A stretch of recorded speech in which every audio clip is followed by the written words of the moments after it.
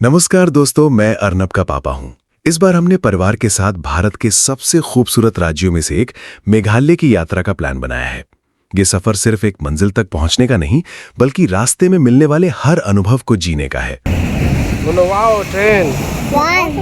अर्नब पहली ही ट्रेन यात्रा को लेकर काफी उत्साहित है। छोटे बच्चों के लिए ट्रेन का सफर हमेशा किसी नए रोमांच से कम नहीं होता और उसकी आंखों में वही उत्साह साफ दिखाई दे रहा है। कुछ ही देर में हमारी लोकल ट्रेन आ गई जो हमें बैंडल जंक्शन लेकर जाएगी। बैंडल पश्चिम बंगाल का एक महत्वपूर्ण रेलवे जंक्शन है, जहां से पूर्वी भारत की कई प्रमुख रेल लाइनें होकर गुजरती हैं। ट्रेन चल चुकी है और हमारी मेघालय यात्रा का पहला पड़ाव भी शुरू हो चुका है। हम अब बैंडल पहुंच चुके हैं। यहां से हमें दूसरी लोकल ट्रेन पकड़कर हावड़ा रेलवे स्टेशन जाना है। इस बीच अर्नब थोड़ा उदास है क्योंकि उसे अपने अंकल की याद आ रही है। क्या हुआ? हाँ? अंकल नहीं जा रहे हैं। लेकिन बच्चों का मन भी कितना प्यारा होता है। थोड़ी देर बाद खीरा खाते खाते उसका मूड फिर से अच्छा हो गया और वो सफर का आनंद लेने लगा। लोकल ट्रेन अब हावड़ा की ओर बढ़ रही है। रास्ते में गंगा के किनारे बसे पुराने शहर, छोटे छोटे स्टेशन और रोजमर्रा की जिंदगी की झलक इस सफर को और भी दिलचस्प बना देती है।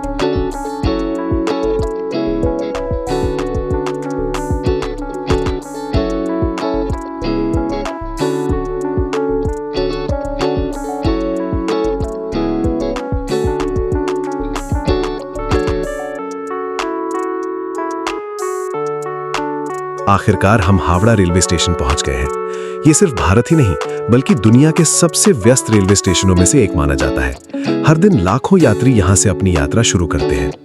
अब हम अपनी गुवाहाटी जाने वाली ट्रेन में सवार हो चुके हैं और पूर्वोत्तर भारत की हमारी लंबी यात्रा शुरू हो गई है।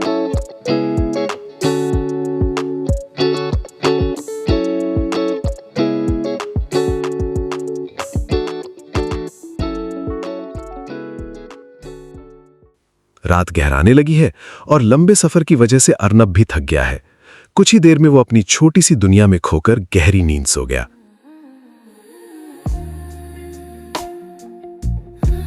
सुबह जब उसकी आंख खुली तो सबसे पहले उसने खिड़की से बाहर झांका। बाहर बदलते हुए नजारे, हरे भरे खेत, नदियां और छोटे छोटे गांव लगातार गुजर रहे थे। अर्नब अपनी प्यारी सी आवाज में बाहर देखते हुए हर किसी को हेलो कह रहा था। ऐसे पल किसी भी सफर को हमेशा के लिए यादगार बना देते हैं।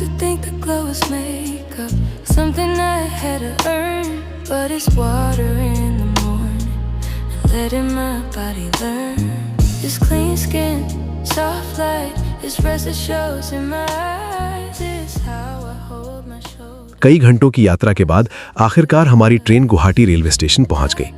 गुवाहाटी को पूर्वोत्तर भारत का प्रवेश द्वार कहा जाता है। असम का यह सबसे बड़ा शहर ब्रह्मपुत्र नदी के किनारे बसा है और पूरे उत्तर पूर्व को देश के बाकी हिस्सों से जोड़ने में महत्वपूर्ण भूमिका निभाता है। हमने अपना सामान उतारा और स्टेशन से बाहर निकल आए।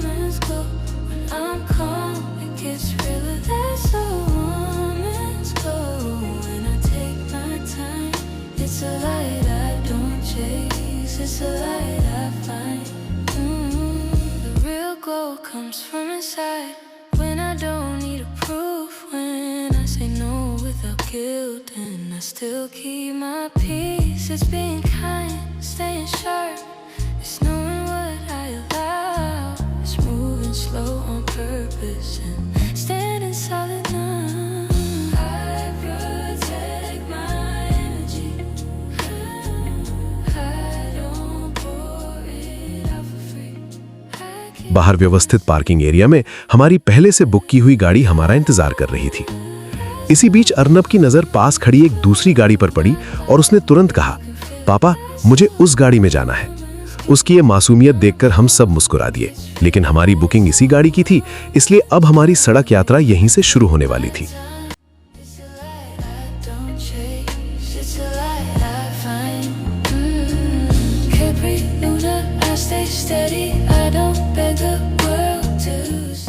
गुवाहाटी शहर से गुजरते हुए हमें यहाँ की रौनक, चौड़ी सड़कें और व्यस्त बाजार देखने को मिले।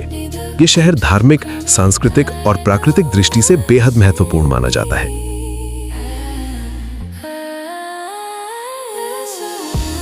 रास्ते में दूर से दिखाई देती पहाड़ियां इस बात का एहसास दिला रही थीं कि अब हम धीरे धीरे मेघालय के करीब पहुंच रहे हैं। असली रोमांचक सफर यहीं से शुरू होता है, जहां हर मोड़ पर प्रकृति का एक नया रूप देखने को मिलेगा।